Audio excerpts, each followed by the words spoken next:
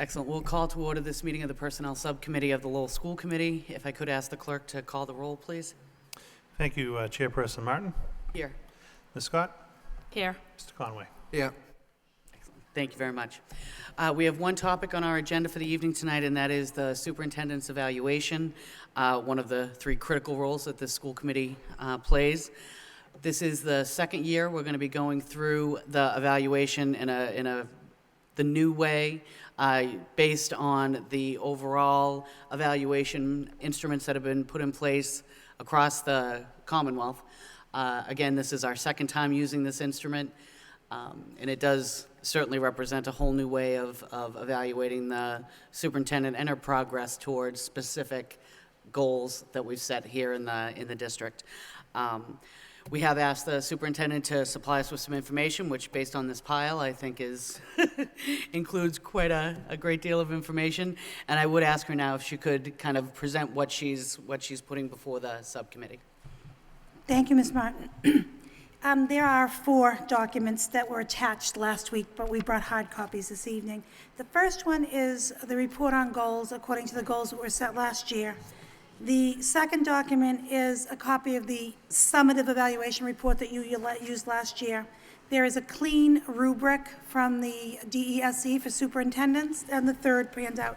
And then the last document are the goals that were set and approved last year for the outcomes. So just for easiest use of all these documents, because 2 you'll use later, the 2 documents that I'm reporting out on this evening are the goals that were set and outcomes and evidence for your review as a beginning piece of the evaluation process.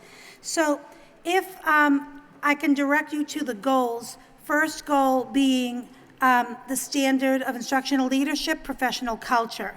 And my specific goal was really tied to the performance, supervision, evaluation, and support of building communities across a district through the eyes of evaluation of the assistant superintendents as well as the principals in the building. And so I have provided you with the information that I use to process, and I can tell all of you that if there's more detailed information that you request, you can request that of me, but I overall gave you a general sense. So when just for your information, the process for evaluation was a repetition of meetings to schools, announced and unannounced. As you know, Lowell has enjoyed a long tradition of Leadership Academy where we have a professional learning day together, and after school meetings. So I really are in the company of principals in professional context as well as evaluatively when I go to their buildings. So if you look on page 2, this is really the work that I did conduct with principals. I met with them individually at the end of last year for the evaluation to make sure the data was such that there was growth. I then met with them again for the initial goal-setting piece, and then I would write to them about what I was going for my look-fors. When I went, I had 2 unannounced visits, 2 unannounced visits. Before I went to the unannounced visits, I would look at data to see how, in fact, the formative assessment data was matching, and then I would go do the look-fors, give feedback, written feedback, and then I would do that again. I went specifically looking after the January-ish, looking at English language arts and the growth in that area, and then went back again later in the year for mathematics. So making those visits. I officially evaluate about 30 people. So them being all over the city is complicated, but it is a key responsibility of the superintendent to go and see the work and see the growth over time and see if the data is making the difference. And so I do have many pieces of evidence. And next week, the committee will see the MCAS presentations, just that we had so much this evening. I'm going to do the MCAS presentation, so you'll see the data more clearly. But evidence of how the schools did, is shared here, that we are no longer a level 4 district. We moved to level 3 because of the Merklin move. And then several of our schools, 2 of our schools moved to level 1 status from either 3 or 4 status, where others, a couple moved or stayed the same to level 3. One of the schools where we worked really specifically was the Bartlett Community Partnership School, where we were very concerned about perhaps it slipping into the level 4 category, but there was enough formative growth with focus on the Bartlett that they went up to a higher percentile and they were not in danger. So the growth in subject areas I touched upon in this particular document, but as I said, more specific information will be given to you in the MCAS report at our next meeting. If you look at the second goal, that was implementation of the educator evaluation system. As you all know, because we were together as we went through negotiation sessions, it was our work to get together to negotiate and ratify the educator evaluation system. The work was pretty intensive. We were meeting bi-weekly for a good period of time to get the language in check. The good news is that was negotiated, and it is being implemented. We trained teachers, we trained administrators throughout the year, and we are now at the goal-setting piece. The first deadline passed. We had to give everybody by the first day of school who was going to be their evaluator, as we always did. And by Halloween, the last day of October, the goals and self-assessments need to be complete. So we're on the track. We continue to use professional learning days to work with the entire staff to build the understanding. And right now, and this will be part of the goal of next year, I am working with principals to make sure there's validity, reliability in the implementation, and we're beginning to do some peer visits, pairing up principals with different experiences to work together to make sure the evaluation system is the learning experience and the best teaching outcomes we can do. So that is the work that was done in that particular area. It's all bulleted as parts of evidence, but the outcome is that we did successfully negotiate and we have begun implementation. The third goal was to adapt budget document and process.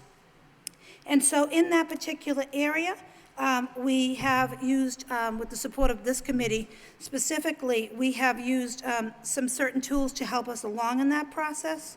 We have looked at aligning the requirements of the Commonwealth. We have used the effectiveness with budget planning, developed newer and more effective payroll and accounts management systems. We have looked at student activities account to get more in depth in those particular areas. We have really done a better job between the school system and the municipality about expenditures and how to use that as far as reporting. And also, we have been able to look at how we can make better systems. In this particular operations review, there was a self-assessment and interviews, and you're seeing some of those artifacts through the OMR report, and that's going to have long-term implications as we plan for the future of the system. The fourth goal of the system was specifically related to student achievement and looking ahead at how, in fact, to continue the work that was begun in many different schools, but specifically at the Merklin School. As you know, the legislation supported the district and the school to make impact and how to do that. So it started with outside groups, and we had internal grouping, and that was another negotiated piece. The lessons learned at Merklin were implemented in all the schools that needed to improve, the lower level 3 schools. It is the goal of this administration and every principal across the system that we increase our achievement and stay at least at that level 3 piece and beyond. So in that work, there's been work on the district level, district support teams. We have an internal team that go out. We have assigned central office people that are working in each one of the schools. We have implemented CTAC, where they have the internal reviews, and We have looked at data across the board. We have reviewed school improvement plans. We have looked at the alignment between the district plan and the school improvement plans. And if you look at page 5, there is data or outcomes of the progress and performance index for the schools where we have had some intervention. The work on improvement is not overnight, so we are taking and continuing this work, and we have our district team working arduously, as well as especially the school-based teams. The last goal was to refocus, align, and expand alternatives programs, achievement, improve the dropout rate, and the success level of all students. We have used systems that the state put into place. This is on page 6, the EWIS system, where we're looking at factors like attendance, discipline, making sure that we have early intervention with young people, and we do the work that it takes to make sure student engagement and families' involvement is a piece of the work that we do. We've expanded our collaboration with community-based organizations. We've redesigned the Malloy Alternative School with the support of this committee, and we also have somebody that's overseeing the alternative schools as a director, which happened as a new piece to our alternative school input. We did receive support from the Gateway Cities grant, which was a planning grant. We are in the process right now of writing a continuation grant so we can have the support systems for that particular piece. If you look at the very last page as far as the last goal, some of the evidence is evaluation of all the programs, that we are having a study of the programs and doing a budget analysis. We have been conducting business in the alternative schools in a similar fashion for a number of time, but we know we need to realign different opportunities for young people, and so we're looking at that, and we've done some of that with your support with expanding the UTEC program, with support of making sure that the Malloy has the support that it needs also as our internal piece. We've worked with UTEC, Youth Build, Adult Education, Middlesex Community College as partners that have been long-standing partners, and that's the work that we've been doing at that particular goal. As I said, I wanted to provide some evidence of the work that have been conducted by this team for your review, and I can provide any other documentation you may need, and I welcome your comments or your concerns as they occur. Thank you very much. Could I ask if we could just return to page 5? Mm-hmm. Could you just walk me through this graph of what it's telling us?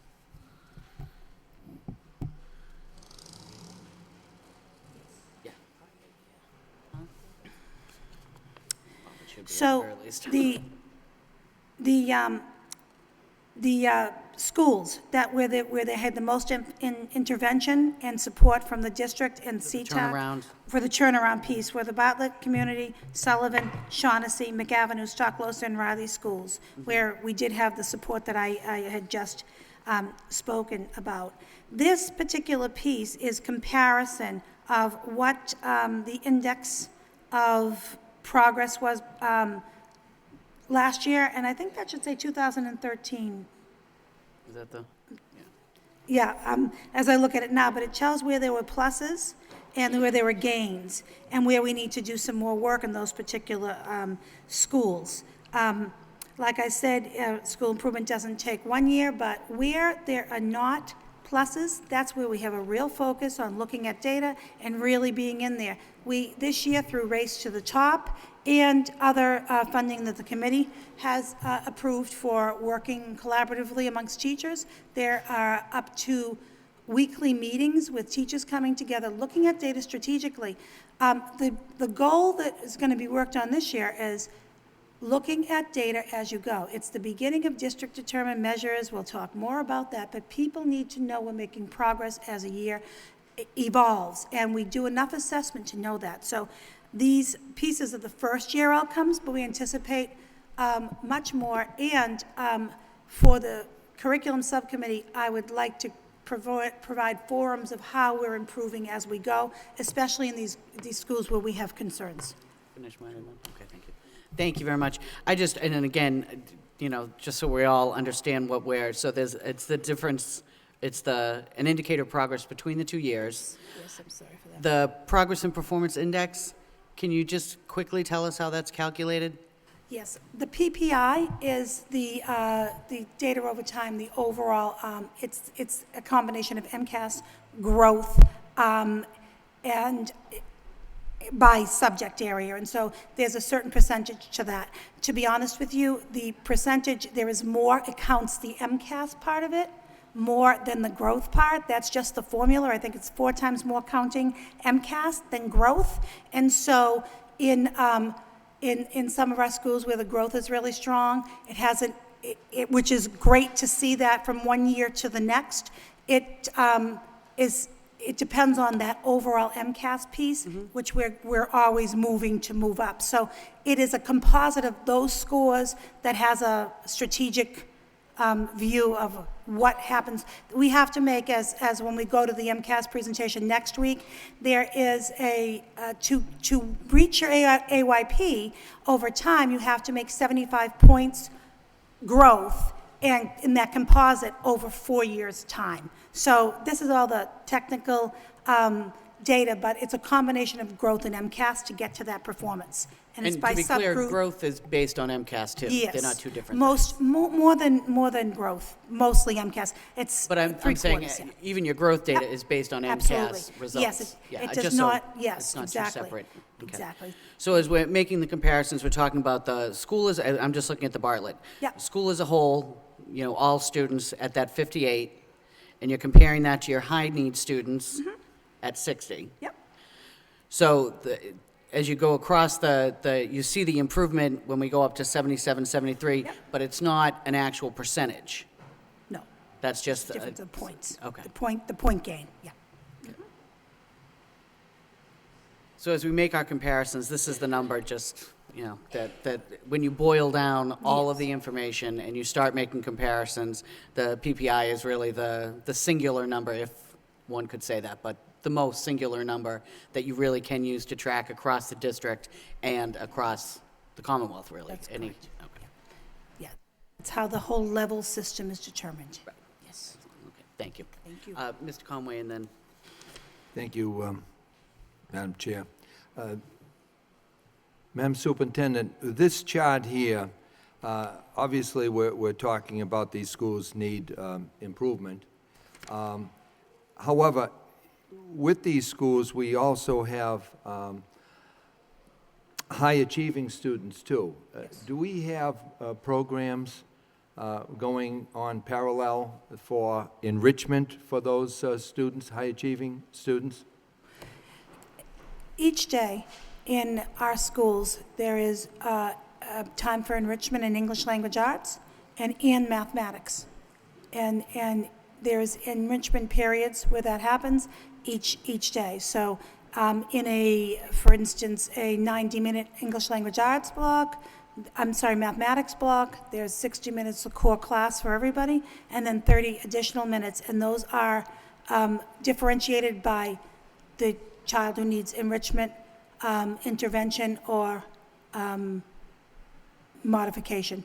Can we get some specific information going forward here with the enrichment programs that we're conducting with these schools? Yes. Thank you. oh, thank you. Ms. Rosikowitz? Thank you. Thank you. I just had a couple of questions. So, going back to the previous commentary, I was of the impression that differentiation in instruction took place and was focused on those children that were not meeting the standard, but I could be wrong. And my second question was just in reference to the PPI. These are the sort of percentages that we're benchmarking on our principal contracts. Is that correct? Yes, in both areas.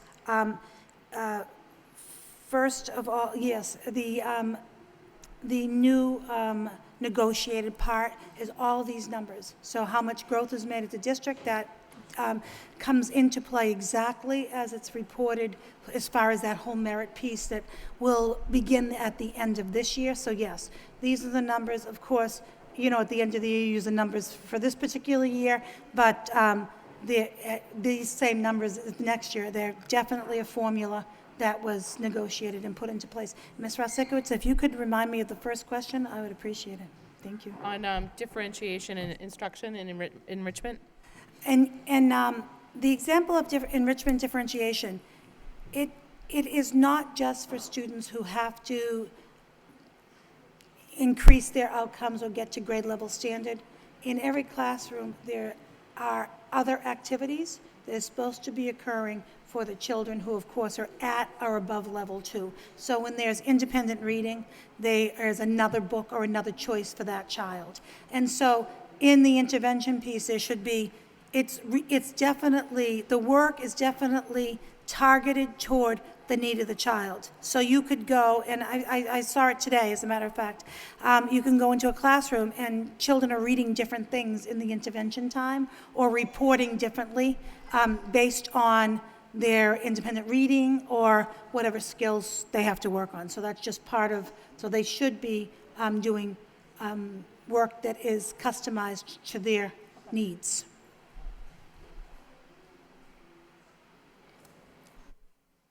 So, obviously a topic we'll be talking a lot about. What I would say, if there aren't any other, Mr. Leary? Just to follow up with that question, I think in differentiation, can we show evidence of differentiation to the committee? Because one of the issues you sometimes get, and it's just anecdotal, but I'd like just to show it as evidence, that, you know, my child went into an XYZ classroom, and by February or March, they've reached their reading capacity for that year, and the response they get back is, well, that's fine, they're good, that's okay, there's nothing left we can do. I know we've talked about the styles we've worked for differentiation. I know we've spoken about how we do it, but we show evidence of that actually occurring when we go through these reviews, because it's important that you can say to someone, if that's the response that you're getting, that's not the policy, and it clearly isn't happening in other classrooms, and we need to drill down to help that particular parent understand what our policies are. Thank you.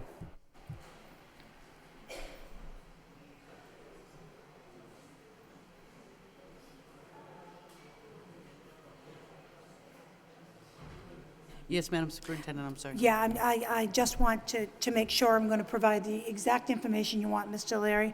So would it be helpful for you by school or by grade? Is that what you're looking for? To say, how do we implement the intervention Thank you. across a first through fourth grade? What are the processes in place? Yes, thank you, Madam By school. Superintendent. Thank you. Is that what you want? Okay, Okay, perfect. thank you. Did you? Yeah, go right ahead. Ms. Scott? Yeah, thank you, Ms. Bond.